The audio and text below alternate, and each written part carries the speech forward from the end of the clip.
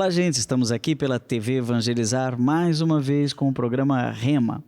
Este espaço em que nós procuramos um caminho, uma direção, por meio de uma palavra inspiradora, e sempre trazemos alguém que tem uma palavra para dizer. E hoje, Andréia Serrato. Tudo bem, Andréia? Tudo bem, Padre Joãozinho. É uma alegria muito grande estar aqui. Muito tempo programando essa entrevista, né? Opa! Chegou então, o dia. Você é teóloga. Isso, teóloga. Então você é uma religiosa consagrada, tem todo o tempo do mundo para estudar teologia, ou não? Então, quando eu imaginei que uma leiga podia fazer teologia, eu achava que era só religiosa ou padre que fazia teologia. Mas sou mãe, tenho um filhão de 13 anos. 13? Isso, e entre esse tudo a gente faz a teologia. Então, você é de Curitiba mesmo? Eu sou de Campo Largo, que é a região metropolitana, né? Aham. Eu trabalho em Curitiba. Ah, mas você até hoje está em Campo Largo. Até hoje estou em Campo Largo. Entendi. Está vinculada ali à PUC do Paraná, né? Exatamente. É um departamento de teologia? Como Exatamente, né? É uma escola de educação e humanidades, onde nós temos o curso de teologia, né? Um abraço lá ao irmão Rogério, nosso reitor, agora também membro, meu colega no Conselho Superior da ANEC, a Associação de Educação Católica em Brasília, e também o meu confrade e colega de turma, Padre Marcial Massaneiro, seu colega de trabalho também, né? Marcial está lá conosco na área de sistemática também, né? O que é isso? Porque em Minas, quando se fala que aquela pessoa é muito sistemática, ela está xingando.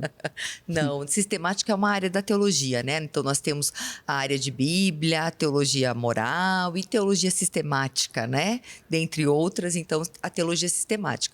Estudamos, então, cristologia, eclesiologia e também a mariologia, dentre outras coisas, né? Isso. Mas de onde veio essa ideia? Você, de vocação, já pensou em teologia ou você vem de alguma outra área? Então, é uma história interessante como outras tantas, mas eu era designer de interiores, Padre Joãozinho. Sério? Eu trabalhei vou mudar 20 a pauta da entrevista. Eu adoro combinação de cores, design de interiores. Pois é, eu Mas você continua fazendo o desenho do interior da alma agora. Exatamente, exatamente. Inclusive, cheguei a pesquisar o Espaço Sagrado com o Cláudio Pastro também. Sério? Então, eu fiz desenho industrial, artes plásticas e eu trabalhei 20 anos como desenho... Você trabalhou mesmo como designer? Sim, 20 anos como designer de interiores. Eu tinha escritório de design, eu fazia projeto. O projeto da minha casa, eu que fiz todo o projeto de móveis. Fiz o arquitetônico, embora não cabe, né, a uma designer de interiores. Mas eu trabalhava pastoralmente com os exercícios espirituais inacianos. Inclusive, conheci meu marido na Pastoral da Juventude. Em Curitiba? Em Campo Largo, né? E aí... Como chama seu marido? É Paulo. Só podia ser, né? Uma teóloga casada com Paulo, claro. Andréia, Paulo. Andréia, Felipe, Paulo. meu filho. O filho Felipe? Nossa, é uma igreja doméstica, E então. mais ou menos.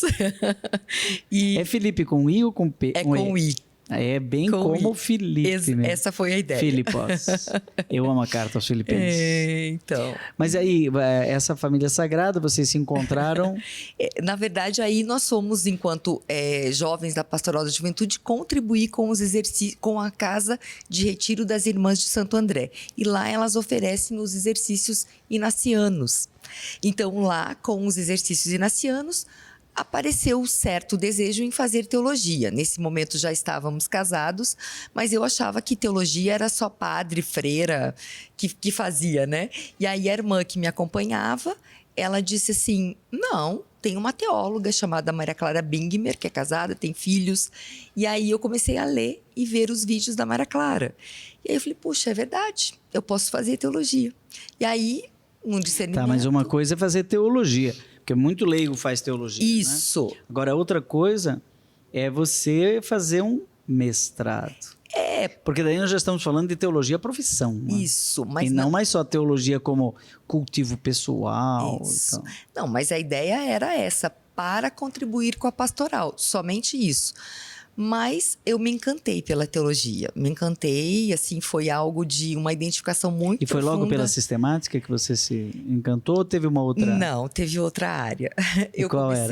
Eu comecei na área de moral, na verdade. Foi meu TCC. Sério? Qual que era o seu TCC? Eu trabalhei na verdade, as comunidades de vida cristã, que é a CVX, né?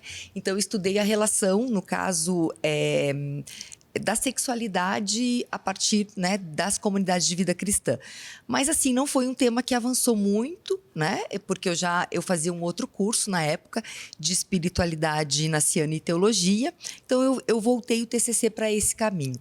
Mas aí, quando surgiu a ideia, né, e percebi que realmente eu poderia continuar, aí o meu mestrado foi em outro tema, que foi Ética Cristã da Sexualidade, segundo Xavier Lacroix.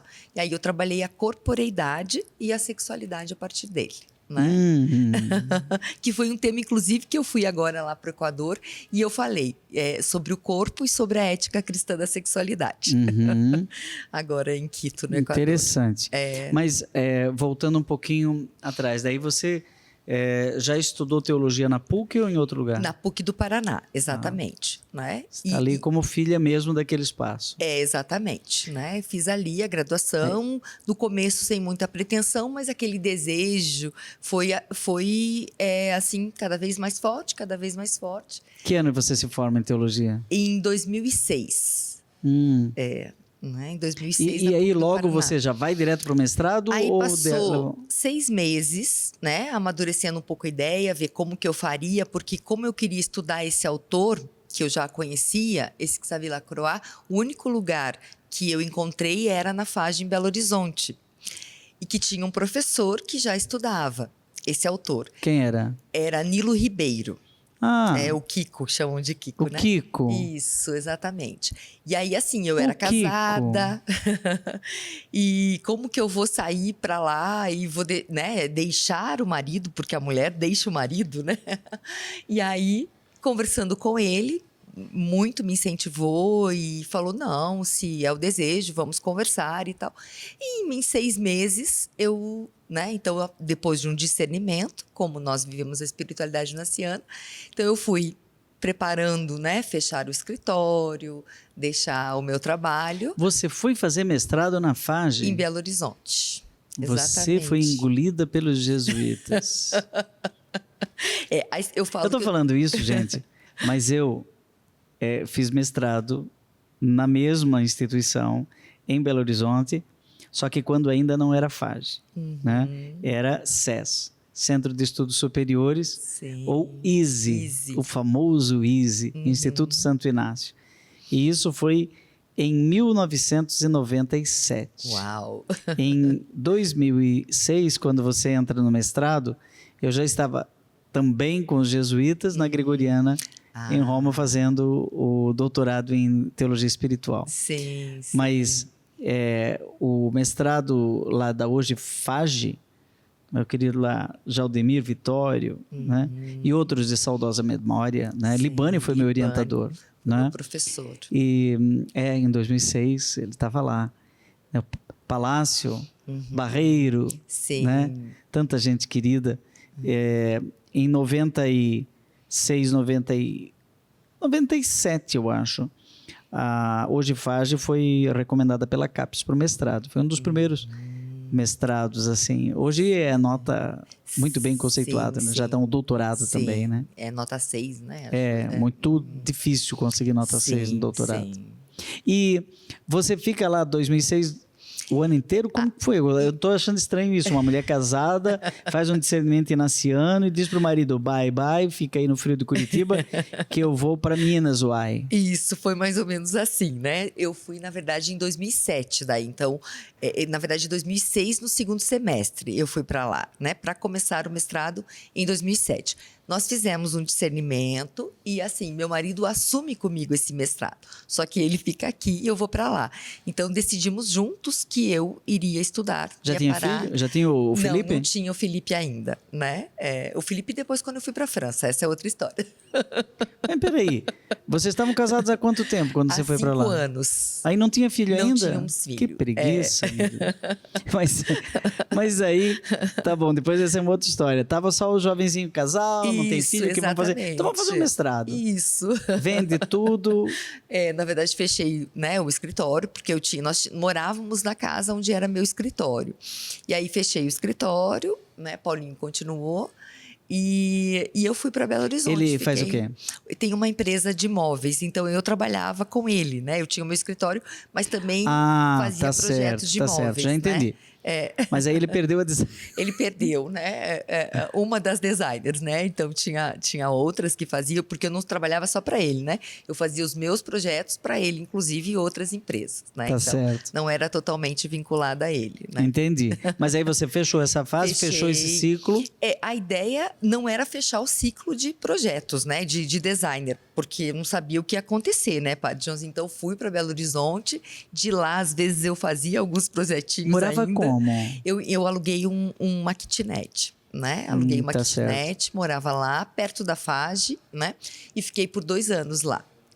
Dedicação exclusiva ao mestrado. Foi. Essa foi uma graça muito grande também. Não é comum, né? Você sabe, Isso. né, André? E eu ganhei bolsa da Pórticos na época, né? Isso, da Pórticos, para poder estudar os 2 anos, né? Ganhava apenas para não pagar o mestrado. Então, no restante, foi Você teve que também, junto como família, ele segurou a onda lá. Exatamente. Né? Foi assim. E aí era como? Toda hora voltando para Curitiba? Então, na verdade, não dava, né? Toda hora também. Mas não é tão barato. Curitiba, não, exatamente. Belo Horizonte, Curitiba. Então, era assim, as férias, claro, eu vinha, né? Mas e a gente tentava, cada um mês, nós procurávamos nos encontrar. Então, ou ele ia para lá, ou eu vinha para cá. Mas nós chegamos a ficar 2 meses longe, assim, sem encontrar, né? E não estava tão comum, em 2006, se eu lembro bem, essa coisa do virtual, das redes sociais. Eu acho que eu tinha um celular em 2006. Eu acho que estava começando, né, esse negócio mais popular. Eu acho que não tinha WhatsApp. Não existia o WhatsApp ainda. O WhatsApp foi em 2013. Exatamente. Não tinha Skype. Tinha Skype. Nós utilizávamos o Skype, justamente. Tinha Skype. Quando a gente fala depois de Skype, a gente já sabe a idade. Exatamente. Então, utilizávamos o Skype, né, para conversar. Então, claro, né, sempre. Mas foi um momento muito interessante, sabe? Porque acho que é um momento que, enquanto casal, tem que estar bem para fazer isso, né? Então, assim, nós estávamos bem, decidimos juntos. Então, eu fui para lá, ele, como o senhor falou, segurou, né, a questão financeira, que para mim era também um pouco difícil, porque sempre fui muito independente, né? Então, foi um momento que eu fiquei dependente dele também, né? Mas foi um crescimento muito grande para nós enquanto casal. Porque vocês já se casam como 2 empreendedores. Isso, exatamente. É um casamento de empreendedorismo, só que 2 empreendedores, um era cliente do... Você era, né? Na ele verdade, era seu cliente. eu prestava serviço para ele, né? Era isso, né? Interessante. Contas bancárias separadas? Tudo tudo separado. Comunhão de bens, comunhão de coração, mas negócios separados. E aí, a partir desse momento, nós juntamos as contas bancárias daí. Porque eu saí, né? Entendi. Então, precisava juntar. E foi muito interessante, foi um exercício bem interessante. Muito. E aí, lá, quem é que foi o seu orientador do mestrado? Então, o Nilo Ribeiro. Né? Nilo Ribeiro Ribeiro Júnior, porque eu queria estudar Xavier Lacroix. Você falou. E ele era o professor que trabalhava com isso, né? Então tinha uma Mas o Kiko, você falou, ele já tinha estudado esse autor também. Já, e ele dava uma disciplina, inclusive, de ética da sexualidade, ética cristã da sexualidade. E ele conhecia o autor, né? E o autor bebe muito também na fonte da ética levinasiana, né? De Levinas. Então, eu fui já para conversar com ele, já havia conversado antes, né? Então, fiquei 6 meses preparando o projeto para ir começar o finaliza em 2007? Não, eu entro, na verdade, em 2007 lá. E termino em 2009, né? Mais ou menos, isso. Entendi, 2009. Porque foi metade do ano, né? 2007. Então, 2008... inteiro e metade de 2009. Aí defendo, exatamente. Defende isso tudo, beleza? Isso. Gente, eu estou falando de um mestrado, de uma leiga, feito com os jesuítas. Acho que talvez o pessoal que nos acompanha não tenha noção do que significa fazer o mestrado na FAGE, não é? Não é só um mestrado em teologia, uma coisa inusitada para um leigo. É um mestrado de excelência. Quando diz assim, eu fiz mestrado onde? E eu diz assim, na FAGE. Opa, desculpa aí. Né? Porque também não é fácil sair, é fácil entrar. Não é fácil de sair. Né? E aí você diz assim, agora chega, doutorado nunca mais. Foi mais ou menos isso. E é interessante porque aí lá não tinha como ficar mais 4 anos se fosse para fazer um doutorado. E eu não tinha perspectiva de trabalho, né? Então volto, vou fazer o quê? Vou trabalhar com o projeto de novo. 4 anos para o mestrado? Não, mestrado 2 anos. Se 2 fosse anos. ficar para o doutorado, seria mais 4 anos, né? Mais 4, aí não daria, né? Aí eu volto e surge uma vaga na PUC do Paraná. Com mestrado? Na verdade, para trabalhar na graduação. Com mestrado, Isso já era 2010? Isso era finalzinho de 2009. Entendi. Porque uma professora sai de licença maternidade. Então, foi assim, rápido, né? E aí, fui lá, fiz os testes, faltava um mês para acabar o semestre e eu entrei. E ali você começa a trabalhar junto com o Clodovis Boff? Isso, na verdade ainda não, né? Porque eu trabalho na graduação dos cursos com a disciplina de cultura religiosa. Mas no outro ano eu começo a trabalhar com ele daí. Aí, né? aí que você começa a entrar na seara da Mariologia. Isso. Você prefere Mariologia ou Marialogia? Então, deveria ser Marialogia, né? Sempre tem essa coisa, né? Exatamente. Marialogia. Explicava para os meus alunos sobre isso, né? Que Mariologia, né? Porque a gente fala... teologia do Mário, né? Exatamente.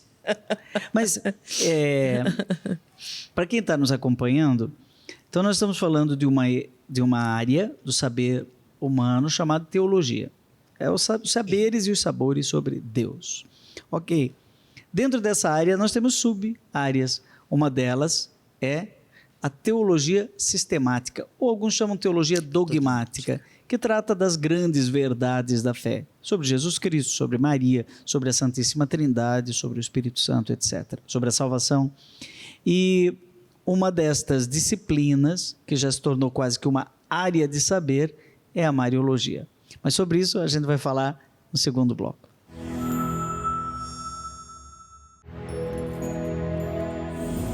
Estamos de volta com o programa Rema, uma palavra inspiradora. Hoje entrevistando a teóloga leiga, mãe e esposa, Andréia Serrato.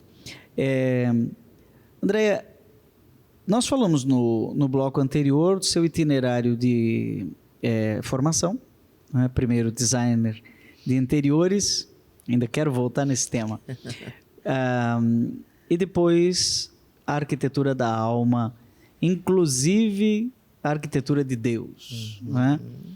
E você diz que já ali por 2010, então já encontra um espaço na PUC do Paraná para lecionar no departamento de teologia, que dá aula para todos os cursos de cultura religiosa, alguma coisa assim, e de repente você começa a se embrenhar pela área da Mariologia, com a companhia sempre iluminada e austera, cheia de vigor e ternura, de Clodovis Boff, um dos maiores mariólogos do mundo, e com certeza ali entre os primeiros do Brasil, que escreveu, por exemplo, Mariologia Social, que é uma referência, que agora está enclausurado lá, virou eremita no Acre, né, em Rio Branco, e escreve o Livro do Sentido, né? Tá já no terceiro volume.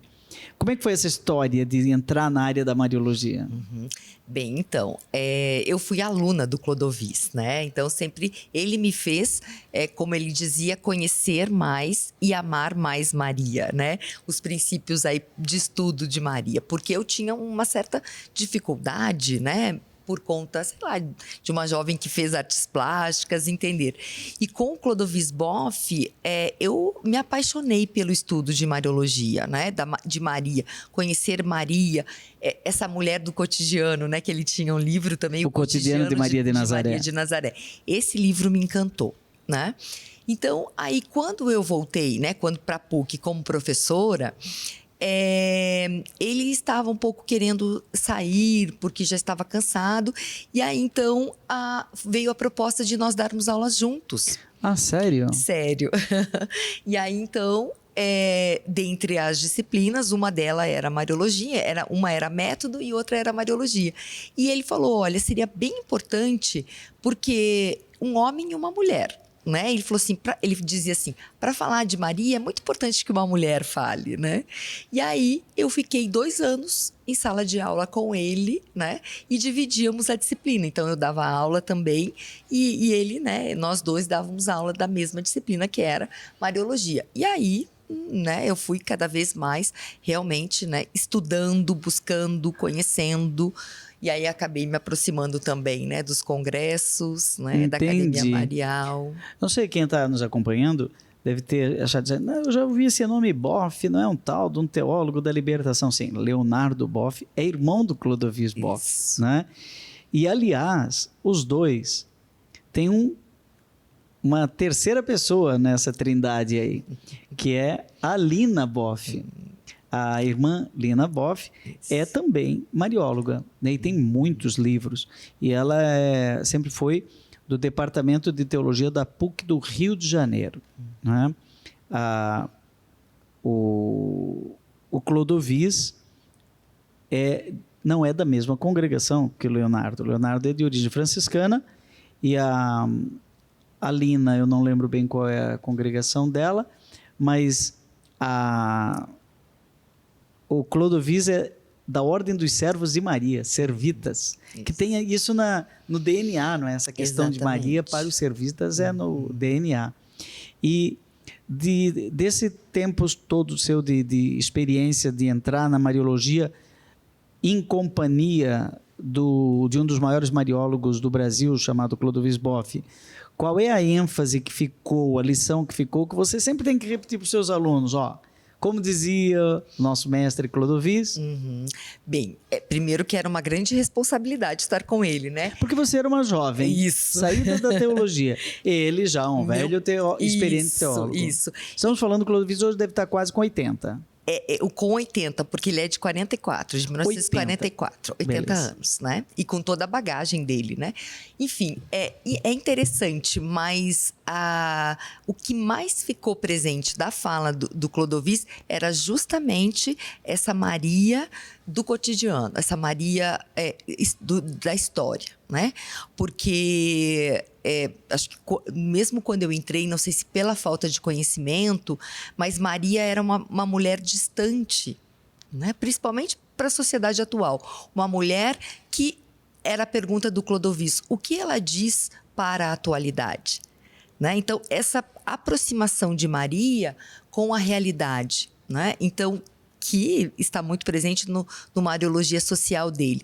Então, ele dizia, Maria é a mulher que cuidou de Jesus, a mulher que é a mãe, né, que ensinava Jesus, que também brigou com Jesus em alguns momentos, porque tinha que chamar atenção. Então, assim, essa aproximação de Maria, né, com o nosso cotidiano, né, então nos fez entender que Maria realmente é uma mulher que tem muito a nos dizer hoje. Né? Não é aquela mulher que está distante, né, que de repente pode ter vindo como uma mulher também que tentou colonizar de certa forma, né? Não ela exatamente, mas como ela chegou, né? Aquela mulher branca, aquela mulher de olho azul, aquela mulher... Então, ele trazia Maria para esse cotidiano, né? Essa identificação foi muito profunda. Inclusive, em toda da sala de aula, isso era muito presente. Quando ele falava, puxa, é verdade, nunca pensamos nisso. Então, isso é uma coisa que eu tento trazer no início das aulas já. O clássico capítulo 8º da Lumen Gentium, no Concílio Vaticano II, tem uma frase que diz, a mais próxima de Deus e a mais perto da gente, a mais perto de nós. Exatamente. Parece que... essa dupla dimensão de Maria deve nos levar a um equilíbrio, né? Isso. Entre a Maria ícone, figura arquetípica, né? Padre Zezinho canta, em cada mulher que a terra criou, um traço de Deus Maria deixou. Há um pouco do rosto, do DNA de Maria em cada um de nós, mas ao mesmo tempo, ela não é apenas uma figura que está estampada naquele ícone, tá? Mas ela é uma mulher de carne e osso. Eu acho que o concílio usa a expressão singular. Sabe, Andréia, eu levei um pouco de tempo para cair minha ficha, né? Eu queria te colocar aqui a minha evolução teológica, como mariólogo também, já que eu leciono há mais de 20 anos mariologia, a gente como teólogo se encanta com essa... Aliás, design de interior também, né? Com essa coisa arquetípica, com essa coisa simbólica. Olha, Maria, eu já vi teólogo falando isso, não é aquela mulher lá de Nazaré, da periferia de Israel. Maria é um modelo, né? Maria é um exemplo, e aí vai arquetipificando, né? E por fim ela vira um quadro na parede, né? Isso. Vira um quadro na parede. Isso. Ou vira um modelo. E aí eu chego no Concílio Vaticano II e diz assim, Maria na sua singularidade.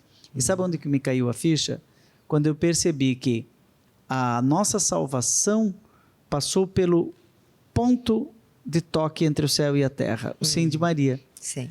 Ou seja, tem comprovante de endereço o cristianismo.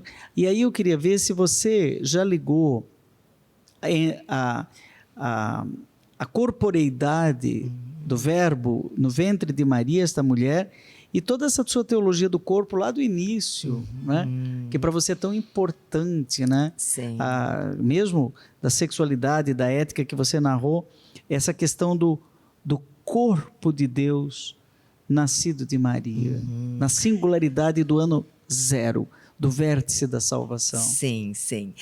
Então, acho que quando nós começamos a estudar, né, essa questão do corpo, uma das primeiras coisas que vem é justamente perceber que o verbo se faz carne, né, que o verbo se faz corpo. E isso passa pelo ventre de Maria. Né? Então, Maria é aquela que abraça mais profundamente, ninguém abraça como ela o Cristo, né? E esse Cristo é carne da carne de Maria, é sangue do sangue de Maria, né? Então, ele se faz corpo a partir do corpo de Maria também, né? Então, nesse sentido, é muito profundo a gente perceber como, né, a encarnação do verbo, né, se dá na nossa história, né? O quão próximo de nós, né? O ventre de Maria é um prelúdio da Eucaristia. Exatamente, exatamente. Né? Então, acho que nesse sentido, hoje não tem como separar, né? Não tem como a gente olhar. Por isso que essa questão do corpo, da corporeidade, ela me encanta tanto, né? E eu acabei deixando um pouquinho de lado, mas eu estou retomando os estudos, porque ela realmente é primordial, né? Nós entendermos justamente como que o verbo se faz carne. Uma vez um padre falou sobre a experiência dele de sacerdote, que cada vez que ele pegava a hóstia na mão para consagrar, e diz assim, isto é o meu corpo. Ele tinha uma ideia recorrente de Maria, que olha, e você é mãe, você olha para o Felipe e diz assim, isto é meu corpo. Sim. É muito materna, a Eucaristia é muito materna. Sim, sim. Olha que profundo realmente, né? Porque a nossa relação com o filho me fez entender muita coisa também, né? Esse cuidado de Maria, né? E ver, imagino que ela, né? Isso imagino que ela também via em Jesus os traços dela, né? De mãe, né? Então, assim, ver justamente esse filho que vai tomando, né? Corpo que vai tomando forma, mas que também ela sabe que é o Filho de Deus, né? Você já foi para a Terra Santa? Nunca fui, eu ainda quero. Nossa, precisa. Quando eu cheguei a primeira vez em Nazaré, que eu entrei na Basílica da Anunciação, eu olhei para aquele lugar onde eles preservam ali a casa, né, de Maria, onde teria acontecido o encontro de Maria com o anjo Gabriel. E na Bíblia, no Evangelho de João, capítulo 1, versículo 14, está escrito, e o verbo se fez carne e habitou no meio de nós.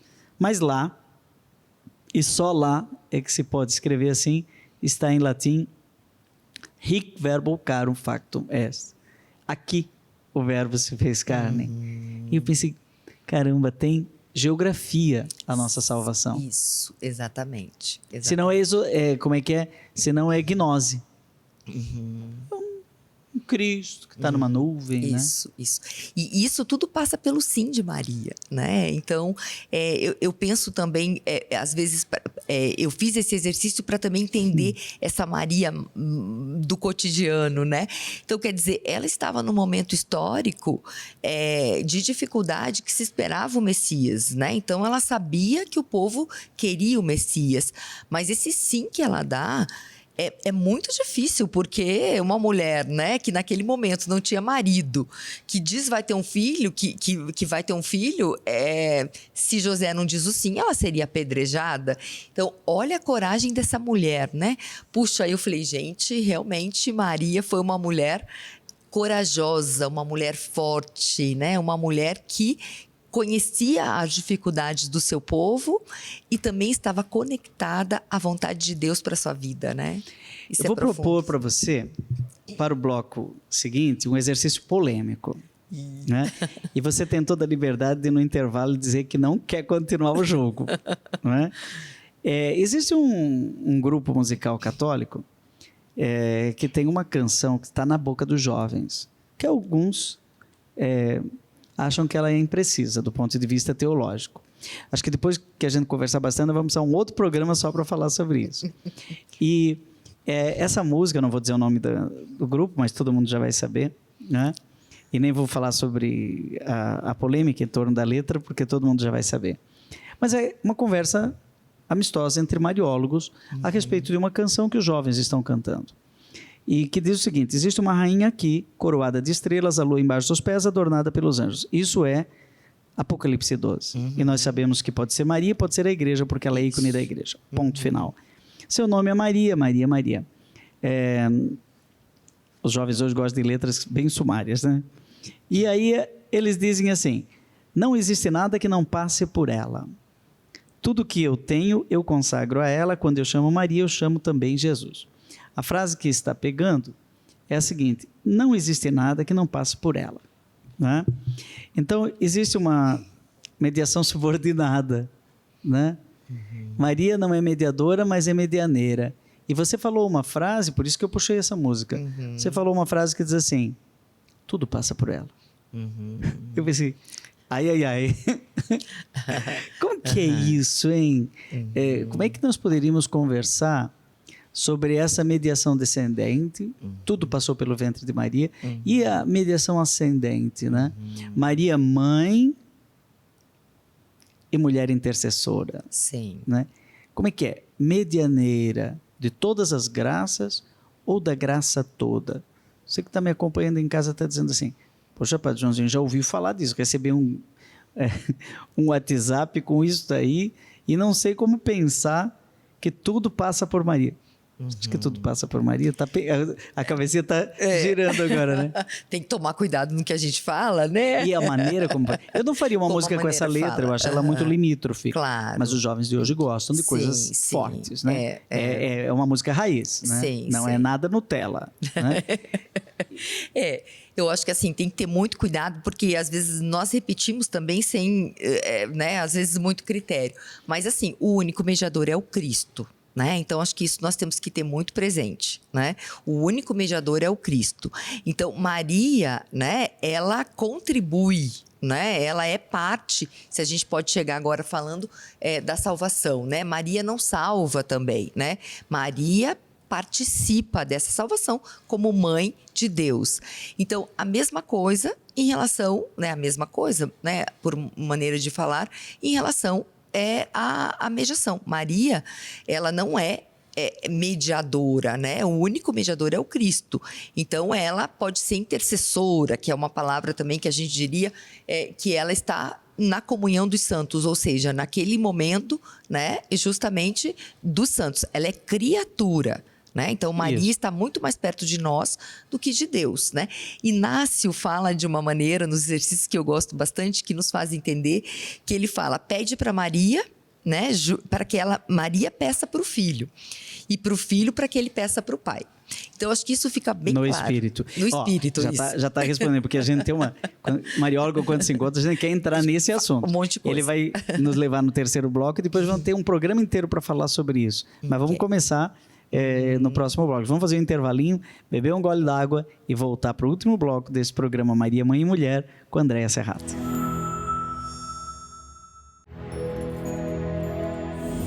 Estamos conversando com a Andréia Serrato, marióloga da PUC do Paraná, aqui no programa Rema. No bloco anterior, eu fiz uma provocação, né? E a gente estava falando muito do capítulo 8º da Lumen Gentium, o documento referencial do Concílio Vaticano II, sobre Maria, não é? E eu vou ler um trechinho aqui, vou querer saber o que você... Entende? Você começou dizendo, ó, Jesus é o único mediador. A mediação de Maria está dentro da mediação de Jesus e subordinada, né? Mas vamos lá. O nosso mediador é um só. Segundo a palavra do apóstolo, não há senão um mediador entre Deus e os homens, o homem Jesus Cristo, que se entregou a si mesmo para a redenção de todos. Mas a função maternal de Maria, mãe, né, de Maria, em relação aos homens, de modo algum ofusca ou diminui esta única mediação de Cristo. Manifesta antes a sua eficácia. Com efeito, todo o influxo salvador da Virgem Maria sobre os homens se deve ao beneplácito divino. O argumento de Duns Scoto, né? Ele queria, ele podia, e ele fez. Né? E não a qualquer necessidade. Deriva da abundância dos méritos de Cristo, funda-se na sua mediação e dela depende inteiramente, aurindo aí toda a sua eficácia, de modo nenhum impede a união imediata dos fiéis com Cristo, antes a favorece. E sabe, a música tem um finalzinho que diz assim, ó, depois eles cantam a Ave Maria toda em latim, né? Quando eu chamo Maria, eu chamo também Jesus. Né? É aquilo que você falou de Santo Inácio de Loyola. Sim, exatamente. Né? Acho que esse é um cuidado, inclusive já teve, né, alguns movimentos para se falar em um quinto dogma, né? Mas, assim, é uma confusão muito grande, né? Porque você pode colocar Maria, se você não olha para Maria olhando para o Cristo, né? Ou se Maria não leva a separar a Maria de Jesus. Exatamente. Então, se você separa, realmente, você vai colocar Maria, né, no lugar que não é o dela, né? Que é como se fosse uma deusa, né? E isso é muito perigoso, né? Porque confundimos esse único mediador ou salvador que é o próprio Cristo. Você acha que o fenômeno das deusas mães, como Cibele, Ártemis, em Éfeso, era uma deusa mãe. E lá é promulgado o primeiro dogma, né, canônico, que é a maternidade divina de Maria, em Éfeso. Ou seja, aquela que para a devoção popular em Ártemis era deusa mãe, agora para Jesus, para nós, em Jesus é mãe de Deus, Theotokos. Exatamente, né? Então, nós vemos, eu acredito que no decorrer da história também, né, Maria Maria e a Igreja, como esse lado realmente mais maternal, né, de construção mesmo da igreja, né? Então, assim, como não mediadora, mas como intercessora, né? Nesse Eu acho sentido... essa palavra feliz, medianeira, porque não é mediadora. Isso. Você sabia que é padroeira do Rio Grande do Sul?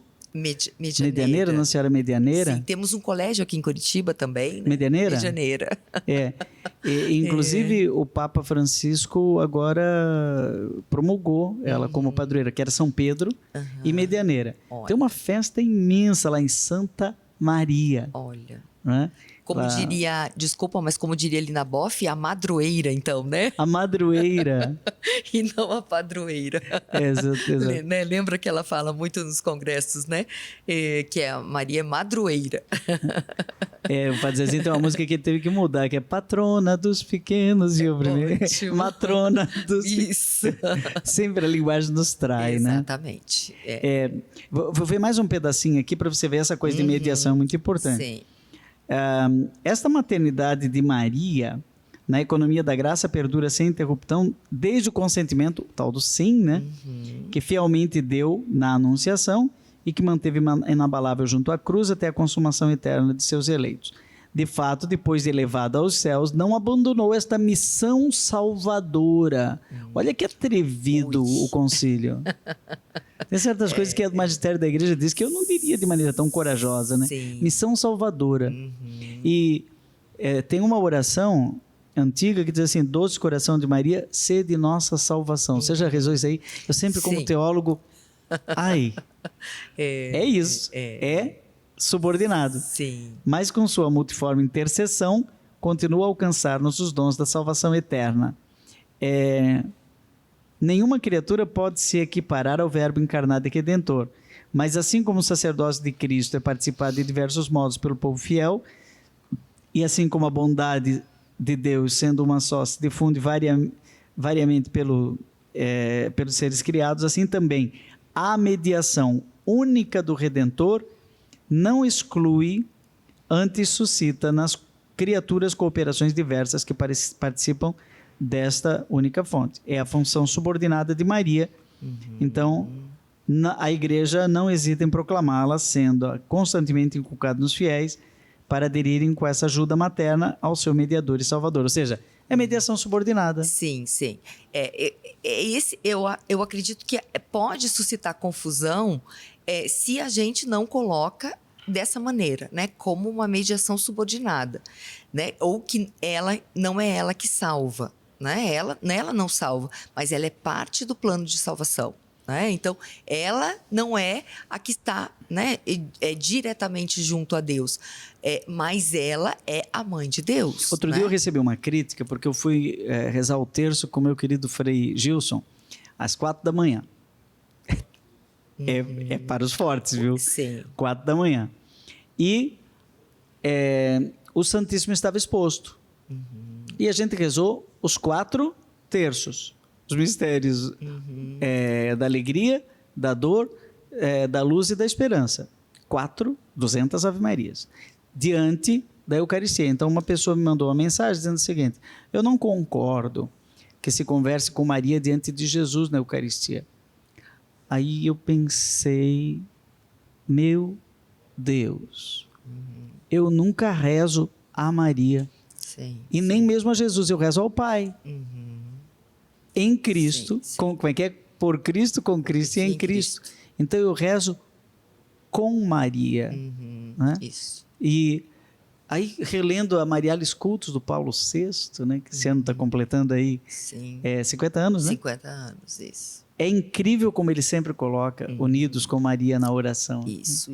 Como é que é a sua experiência mariana de mulher? Então, isso que você traz é muito importante, porque é isso, Maria, né, é com Cristo, por Cristo e em Cristo. Né? Então, quando a gente percebe e se dá conta disso, ela vai potencializar, né? Maria potencializa a relação com Cristo, né? Porque ela nos coloca nesse sentido junto ao Filho, né? Mas ela não não é ela que nos salva, né? Não é ela que nos leva ao Pai. Então, é com Maria, né? Em Jesus, com Jesus, por Jesus, na verdade, né? Agora, no Espírito Santo, ao Pai, exatamente. Então, Maria potencializa isso, né? Tem uma essa coisa, relação. eu estava escrevendo um livro sobre a ladainha lauretana, a ladainha de Maria. Chegou numa hora, em latim, diz assim, Turris Eburniae. Falei, que coisa esquisita, Torre de Marfim. Aí eu fui fazer minha pesquisa. Você sabe de onde vem Torre de Marfim? É porque Maria, lá no Cântico dos Cânticos, o amado diz assim, ele elogia a amada que ela é tão linda que o pescoço dela parece uma torre de marfim. Acho que nenhum amado hoje falaria isso para uma amada. Mas naquele contexto ali é lindo. O pescoço parece uma torre de marfim. E aí, por que Maria é uma torre de marfim? Porque para os santos padres, Jesus é a cabeça, a igreja é o corpo e Maria é a torre, é o pescoço. Não é a cabeça. Sim, exatamente. Também não é meio corpo, né? Tá? É essa... Sim. Essa ligação Isso. que é parte do corpo. Claro. Mas ela tem uma singularidade. A mediação de Maria, subordinada, ela tem algo de especial que talvez a nossa não tenha. Eu não cantaria dessa maneira. Não existe nada que não passe por ela. Mas várias congregações, acho que é do São Luís Maria Grião de Montfort, diz, tudo com Jesus, nada sem Sim. Maria. Bem, Claro, claro. E acho que aí também é quando olhamos, né, para essa relação justamente, né, de tudo passa por Maria, e esquecemos muitas vezes também do Espírito, né? Quer dizer, Maria, né? Na verdade, ela é infundida, é a primeira, né, que recebe o Espírito, né? Então, em Jesus, né? Então, passa por aí. Então, se tudo passa por Maria, onde que está o Espírito, né? Aonde que fica essa relação, né? Aonde que fica justamente a graça que se dá nela, né? Que não é por mérito, não é por ela. Então, tudo passa por Maria. Há que se refletir. Então, quer dizer, ela é diferente porque ela mereceu, né? Não, em termos de mérito. Né, exatamente, não é meritocracia, né? Aí nós vamos chegando ao final do nosso programa e entra num assunto que é delicioso, que é essa questão da graça de Deus com sua primazia, do esforço humano, da resposta humana. Isso. Aí qual é a dimensão, né, do sim de Maria? Eu queria te convidar para a gente voltar, talvez até na semana que vem, a conversar sobre isso, inclusive no diálogo entre católicos. Você é professor de ecumenismo, né? Também. Católicos e evangélicos. Porque diz que os evangélicos não são marianos, mas eu tenho visto tanto evangélico mariano. Sim. Muito, realmente. É muito interessante esse diálogo também. Parece que tem até uma congregação de religiosas luteranas. Você já ouviu falar? Acho que elas estão em Curitiba. São religiosas, consagradas, mulheres consagradas, mas são luteranas. Ah, não, acho que eu não conheço. Vou buscar. Existe. E é um diálogo entre luteranos e católicos, né, sobre isso. Sim. Então, se você topar, a gente aprofunda esse nosso diálogo de Mariologia Ecumênica. Vamos lá. E temos que voltar a falar de design de interiores. Sério? Sim. Você combinava as cores? Como que é? Claro, todo o espaço, né? Você pintaria uma parede de cinza? Depende do espaço, com certeza, né? Um mais cinza. Escurinho? Claro. Eu pintei, o cinza tem moda agora. Eu pinto. Sério? Olha só. Pinto no meu quarto, quem pinta sou eu. Adoro decoração. Olha. Mas eu não tenho nenhum estudo para isso. Mas isso também está dentro do nosso, né? Às vezes, não sei se dom, mas sabe alguma por que eu gosto do pessoal de design de interiores? Por quê? Porque eles consertam os erros dos... Desculpa, viu? Você que é profissional dessa área, não devia falar essa coisa aqui. Dos engenheiros e do arquiteto. Que eles fazem o negócio, né? E depois a pessoa olha aquela coisa montada e diz assim, dá para se transformar isso numa sala? Isso. Dá para se transformar isso numa cozinha? E a gente tem que entender muito o outro para poder fazer isso, né? Eu acho que isso que me encantou com a teologia também, porque se eu não entendo o outro, a outra casa, a pessoa que vive naquela casa, dificilmente eu conseguiria fazer algo próximo, né? Que ela tem um livro chamado A Casa da Teologia. E agora do Murad. Do Murad, que é mariólogo. Isso. E agora tem essa coisa da casa, está muito forte aí nas diretrizes gerais da ação evangelizadora da Igreja no Brasil, da CNBB, não é? Sim. Eu acho que esse negócio da casa, do templo, isso, né? Isso. Do corpo enquanto contemplado. O Leonardo traduziu a Ave Maria, ao invés de cheia de graça, contemplada, a feita templo. Isso, acho bonito isso, né? Uhum. Aquele livro dele é Ave Maria, o Feminino e o Espírito Santo. Sim. E aí, isso eu acho que é muito caro também para a gente olhar todos esses temas, porque o espaço sagrado, né? Nós somos templos do Espírito, nós somos. Então, o espaço onde estamos, né? O espaço onde rezamos, onde meditamos, é o nosso espaço, né? É o templo sagrado, estar diante de Deus também. Então, a tenda, né? Então, quando a gente separa isso, acaba ficando um pouco difícil. Agora, é claro, quando você, como designer interior, vai ler o Cotidiano de Maria de Nazaré, do Clodovis Boff, vê aonde se deitava, né? Aonde tomava banho, aonde ia no banheiro. Isso. Você tem noção de que Maria e Jesus e José também iam no banheiro? Mas você já se deu conta de onde era o banheiro? Onde é que tomavam banho, né? Onde é que ficavam os animais? Sim. Ele dizia, Maria tem cólicas também, né? Maria também tem cólicas. Puxa, é verdade. É muito interessante. Muito interessante. Quando diz assim, não havia lugar para eles na hospedaria. Não tinha lugar na casa, porque tinha que ir atrás onde ficavam os animais, era grudado, os animais aqueciam a casa. Sim, sim. Então, o design de interiores da Bíblia ajuda a entender a teologia. Claro, com certeza. Acho que você fez esse caminho, né, Andréa? Com certeza. Deus tem os seus caminhos, né? Então, ele vai nos... Você acha que você tem uma visão estética da teologia? Tem. Existe uma estética teológica? Claro, tem, né? Com certeza. Então com você certeza. preferiria dizer, ao invés de "e Deus viu que tudo era bom", você diz assim, "e Deus viu que tudo era belo". Pois é. Estava tudo aí, no né? lugar. Exatamente, né? O grande teólogo, né, Urs von Balthasar, né, que trabalha essa questão da estética, né, e da beleza. Da beleza. O verbo encarnado, né? A beleza salvará o mundo, Dostoiévski, né? Isso, exatamente. Gente, que papo cabeça, que vocês viram isso. Rema também é cultura. Teologia é isso, gente. Tem beleza, né? Tem profundidade, não é? E ao mesmo tempo tem perplexidade. Trouxemos aqui uma música, né, que anda aí, a juventude cantando, não existe nada que não passe por ela. Então, é bom que os músicos pensem teologicamente antes de jogar suas músicas no ar, né? Perguntem pra gente, né, que a gente ajuda. Eu só não diria que não passe por ela, eu diria que não tenha passado por ela enquanto a encarnação do Verbo, que não tenha passado pelo sim de Maria. Andréa, muito obrigado. Voltaremos falando da comunhão dos santos, Maria na comunhão dos santos, essa questão aí que ficou em aberto hoje nesse nosso programa. Agora, Padre Reginaldo Manzotti, é com você aí com a sua experiência de Deus.